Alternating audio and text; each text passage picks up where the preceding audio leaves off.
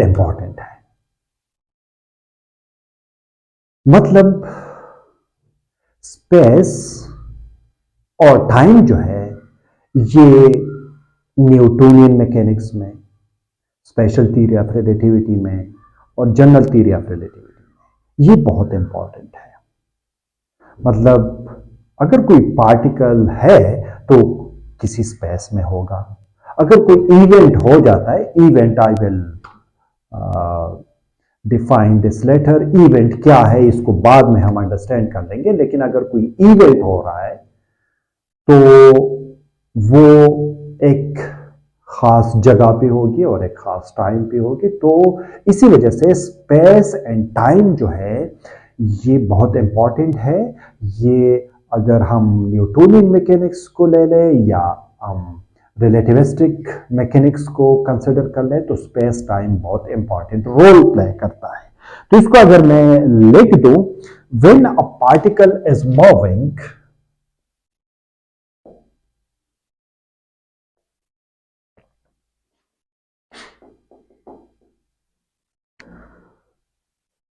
or fields are propagating, particle को अगर हम कंसिडर कर ले या फील्ड्स को हम कंसिडर कर ले, कोई भी field, magnetic field, electric field, electromagnetic field जो भी है, इसको अगर हम कंसिडर कर ले, then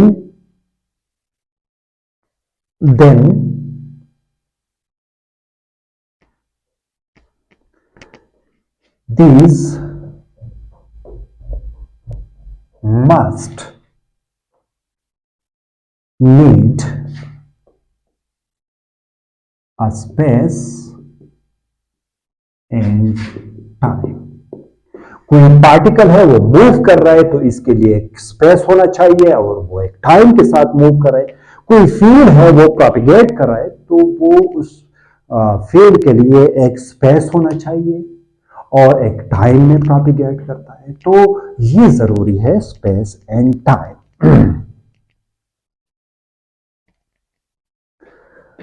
almost all laws of physics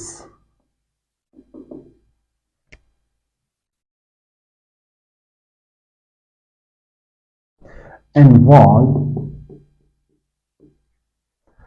position and time। ये भी है कि most of laws of physics जो है, जो फंडामेंटल लॉज है, इसमें पोजीशन और टाइम जो है इसकी इन्वॉल्वमेंट होती है।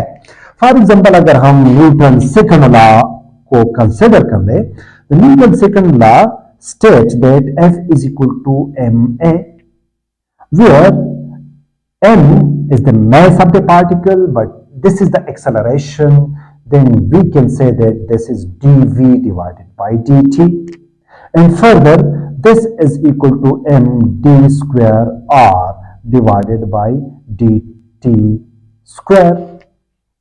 सो यहां पे स्पेस r जो है ये स्पेस को रिप्रेजेंट कर रहा है, मतलब ये आपके पास स्पेस है और ये आपके पास टाइम है।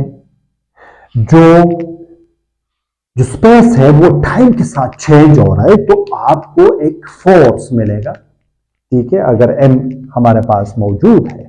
तो न्यूटन सेकंड लॉ जो बेसिक लॉ है, मतलब ये स्पेस और टाइम जो पोजीशन है और टाइम है इस पर डिपेंडेंट होता है। सिमिलरली अगर हम वेव को कंसिडर कर ले और वेव को जरा देख ले तो वेव में भी इस तरह होता है कि डेल स्क्वायर ई जो इलेक्ट्रिक फील्ड है कंसिडर कर ले, कोई भी चीज है, कोई भी इलेक्ट्रिक फील्ड भी ले सकते हैं, कोई और फंक्शन भी कर सकते हैं, तो वो बराबर है 1/c²। अगर हम इलेक्ट्रोमैग्नेटिक वेव्स को कंसिडर कर लें तो this is equal to partial square E divided by partial T square. यहां पे आपके पास टाइम है, यहां पे आपके पास स्पेस है, क्योंकि ये जो चीज है डेल स्क्वायर ये असल में है partial square e divided by partial x square, partial square e divided by partial y square, partial square e divided by partial z square, which is equal to 1 over c square partial square e divided by partial t square. तो यहां पे आपके पास space है और यहां पे आपके पास time है। तो इसी वजह से स्पेस और टाइम जो है, जो फंडामेंटल्स जो हमारे पास फिजिक्स लॉज है, इसमें इसकी इन्वॉल्वमेंट मौजूद है। इसके बगैर ये मुमकिन नहीं है कि इसको हम एक्सप्लेन कर लें।